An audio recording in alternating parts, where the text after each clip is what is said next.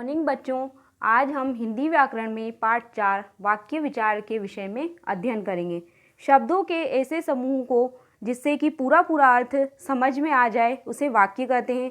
अपनी बातों को दूसरों को समझाने के लिए हम शब्दों का प्रयोग करते हैं, किंतु शब्दों को बिना किसी क्रम के अलग अलग बोलने से वक्ता का पूरा अभिप्राय स्पष्ट नहीं हो पाता। यानी जब हम शब्दों को क्रम से नहीं बोलेंगे, उल्टा सीधा बोलेंगे, तो जो बोलने वाला व्यक्ति है वो क्या बोलना चाह रहा है वो हमें पूरी तरह से स्पष्ट नहीं हो पाता है।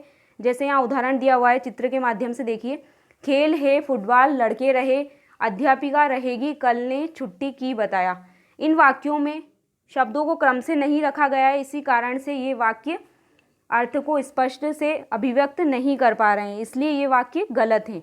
वाक्य क्रम में इस प्रकार होने चाहिए: लड़के फुटबॉल खेल रहे हैं, अध्यापिका ने बताया कि कल छुट्टी रहेगी। ये वाक्य क्रम से जमे हुए हैं, इससे हमें पूरा अर्थ स्पष्ट पता चल रहा है कि लड़के फुटबॉल खेल रहे हैं, यानी अभी खेलने का काम कर रहे हैं। अध्यापिका ने बताया कि कल छुट्टी रहेगी, इससे हमें पूरा पता चल रहा है। शब्दों के सार्थक समूह को वाक्य कहते हैं, यानी दो या दो से अधिक शब्दों के जुड़ने पर वाक्य बनता है। वाक्य के दो अंग होते हैं, पहला होता है उद्देश्य और दूसरा विधेय। देखिए यहाँ उदाहरण: रवि पुस्तक पढ़ता है, गीता कहानी लिखती है। इन वाक्यों में दो अंग हैं। एक अंग कर्ता के बारे में, यानी जो व्यक्ति काम कर रहा है उसके बारे में बता रहा है, जैसे यहाँ रवि और गीता दोनों ही क्या हैं? कर्ता हैं, तो ये उद्देश्य है। दूसरा अंग है क्रिया, यानी क्या काम कर रहा है उसके बारे में सूचना दे रहा है। पुस्तक पढ़ता है, कहानी लिखती है। पहला अंग उद्देश्य हो गया और दूसरा विधेय। उद्देश्य किसे कहते हैं? वाक्य का वह अंग जिसके बारे में कुछ कहा जाता है, यानी हम यूं भी कह सकते हैं कि वाक्य में जिसके विषय में कुछ कहा जाए वह उद्देश्य होता है, और विधेय मतलब होता है उद्देश्य, यानी कर्ता के विषय में जो कुछ भी कहा जाता है वो विधेय कहलाता है। आगे हम पढ़ेंगे वाक्य के प्रकार। अर्थ की दृष्टि से मुख्यतः वाक्य 4 प्रकार के होते हैं। पहला होता है साधारण कथन या सरल वाक्य, जिसे हम साधारण कथन को हम सरल वाक्य भी कह सकते हैं।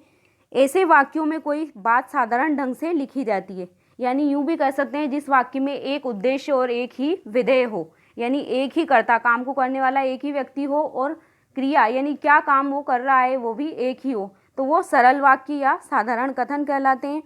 जैसे हम देखेंगे उदाहरण: राधा नाचती है। नाचने का काम कौन कर रही है? राधा। तो राधा क्या हो गई? कर्ता। काम को कौन कर रही है? राधा। और नाचती है यानी नाचने का वो कर्म कर रही है। दोनों ही चीज़ें एक एक है इसमें, कर्म और कर्ता। और ऐसे इधर घोड़ा घास खाता है, एक ही कर्ता है। घोड़ा क्या है? कर्ता, काम को कर रहा है, और घास खाता है वो कर्म हो गया। दोनों ही चीज़ें एक एक है, तो ये साधारण कथन या साधारण वाक्य कहलाएंगे। दूसरा भेद है हमारा प्रश्नवाचक वाक्य।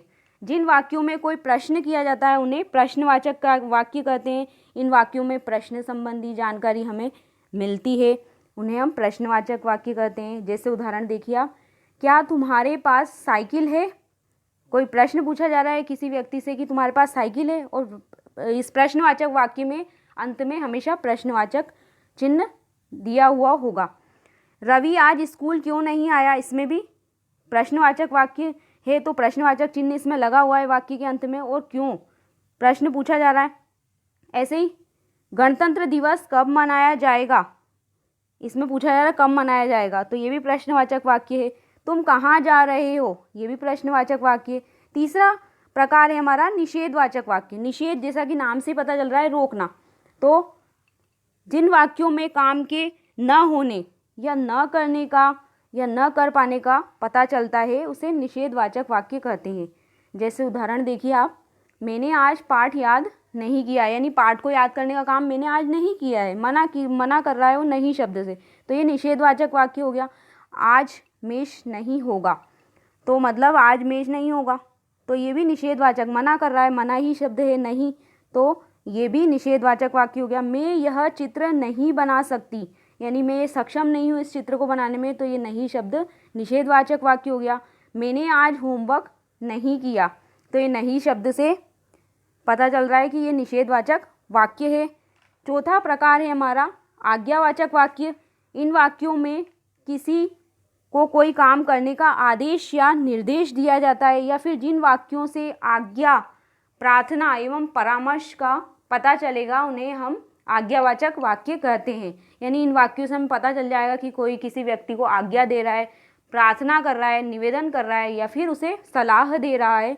तो इन वाक्यों से हमें इन सब चीज़ों का पता चल जाएगा। जैसे यहाँ उदाहरण देखिए, तुम अपना काम पूरा करो, दरवाज़ा खोलो, किसी को दरवाज़ा खोलने के लिए आज्ञा दी जा रही है, काम पूरा करने की आज्ञा दी जा रही है।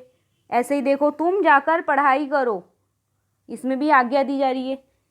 एक गिलास दूध लाओ, तो ये सारे क्या हो गए, आज्ञावाचक वाक्य हैं।